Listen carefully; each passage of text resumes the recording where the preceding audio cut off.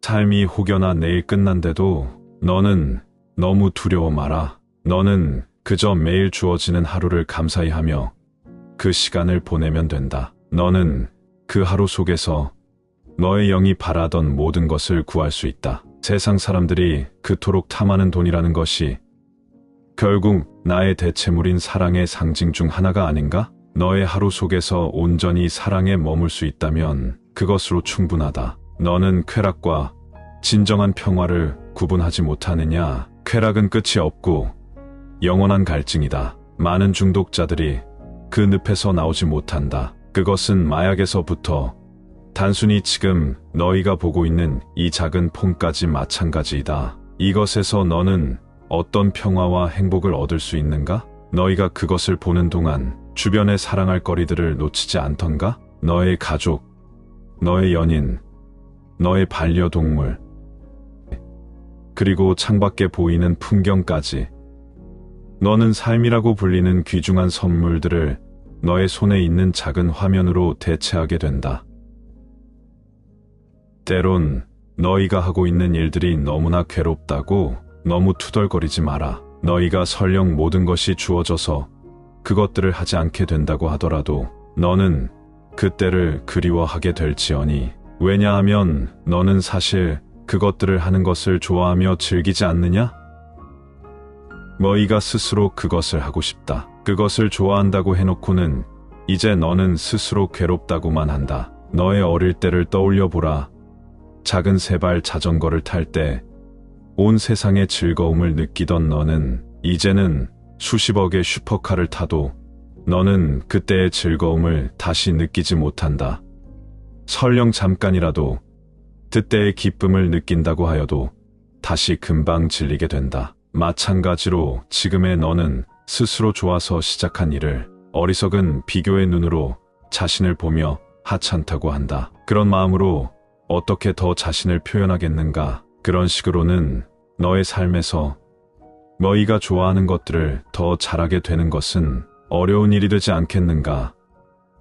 너희가 아주 작은 사소한 것이라도 기쁨에서 시작할 때 더 큰 기쁨을 쌓아나갈 수 있게 된다. 너희가 아주 작은 것이라도 고통에서 시작할 때 그것은 결국 더 큰 고통을 낳게 된다. 세간에는 고통 없이 얻는 것이 없다고들 말한다. 하지만 나 말하노니 고통은 고통을 낳고 기쁨은 기쁨을 낳는다. 그러니 당장 기쁨에서 시작하라. 다만 스스로 너무 몰아세우며 한계에 두지 말고 너희가 좋아하는 것들을 더더욱 좋아하도록 노력해라.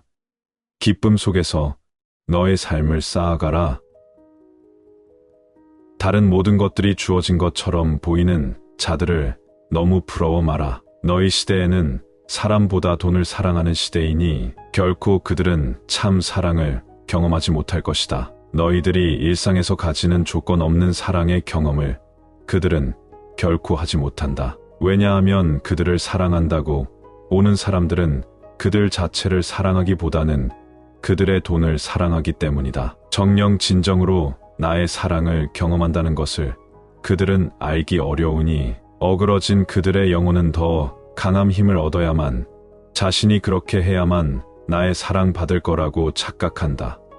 그것이 아니라면 스스로 나의 권위에 도전했고 이겼노라고 스스로 착각한다. 그리하여 그들이 그렇게 많은 통제를 하려는 것이다. 흔히 세상에 정점에 있다고 하는 자들은 드러나지 않는다. 그들은 더 이상 자신을 채울 수 없기에, 자신을 표현할 수 없기에 즉 신을 흉내내고자 한다. 하지만 어딘가 왜곡된 신을 표현한다. 너네 인간들이 좋아하는 처벌하는, 징벌하는, 통제하는 신을 말이다. 너는 모를 것이다. 소위 세상에서 가져왔다는 영혼들은 징기스칸도 알렉산더도 그들은 다시 아무것도 아닌 상태로 태어나길 원한다. 결국 그리 된다. 왜냐하면 아무리 세속적으로 상승하여도 자기 자신만을 위하는 길에서 아무리 영적으로 상승하여도 그것이 인간들이 보기에는 대단한 경치처럼 보일지라도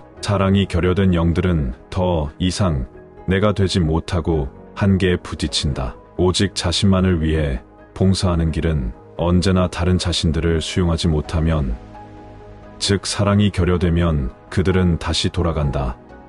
왜냐하면 나는 모든 것이기에 자신을 나에게서 분리하고서는 결코 나를 알 수 없기 때문이다. 그러므로 너네들이 스스로 자신을 아무것도 아닌 상태에 둔 것은 비로소 그러한 상태일 때, 아무것도 아닌 상태일 때 너희의 찬란한 영 자체를 사랑받는 경험을 할 수 있기 때문이다. 너희 세상에서 가진 자들은 이런 경험이 힘들다. 마치 그들은 돈으로 모든 것을 산다. 돈으로 못 사는 것이 있다면 그것은 돈이 부족하기 때문이라고 포장하지만 결코 그렇지 않다. 아무리 돈이 많더라도 순수한 사랑 그 자체는 살 수 없다. 완전한 순백에 약간의 티끌만으로도 그것은 오염되기 때문이다. 그러니 다시 말한다. 명심하라. 당장 오늘을 사랑하라. 지금 옆에 있는 너의 사람들을 사랑하라. 아무리 근사한 음식도 장소도 진정 너를 사랑해주는 사람과 함께 하지 않으면